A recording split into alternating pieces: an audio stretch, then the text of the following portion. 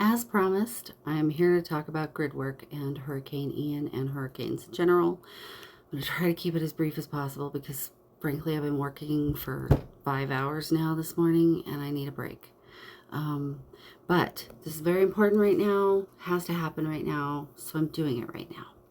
So this is part one, and you're used to my special brand of different by now, but this may be more different than you've heard in a while. Anyone out there who is a grid worker or is already doing grid work, I know some of you do these things quietly without ever talking to anyone because you probably think that you are making it up or it's not real or people are going to criticize you. But I see you and I see how powerful you are, and I encounter you in the astral when I'm doing grid work.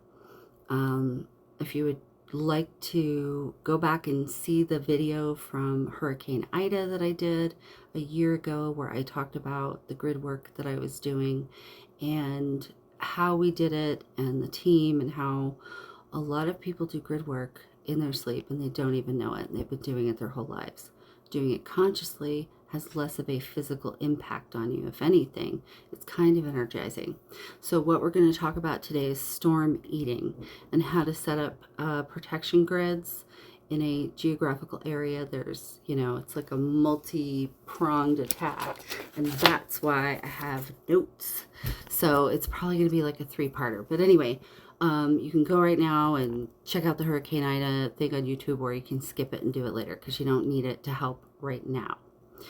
So I will tell you what I personally do because this is just what works for me. And there's not any one particular way to do this, but by having a collective focus of what we're trying to accomplish in helping with a hurricane or any other disaster, that will help us all be more precise and effective with the work we're doing. So if you want to join the team, go ahead.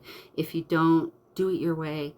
I'm just happy that you're doing it and grateful that you are answering that calling because it makes a difference. It truly does make a difference. So for starters, when I am doing grid work and storm eating, as I like to call it, I am seeing myself as my giant-sized energy body. Like, we're talking giant, bigger than the giants that we all talk about. And I am standing in the storm with that force coming at me, and I am eating all that like it's lunch and taking all that energy out of the storm, and it's quite epic in my head and feels fantastic in my body. So that's one little way you can visualize this.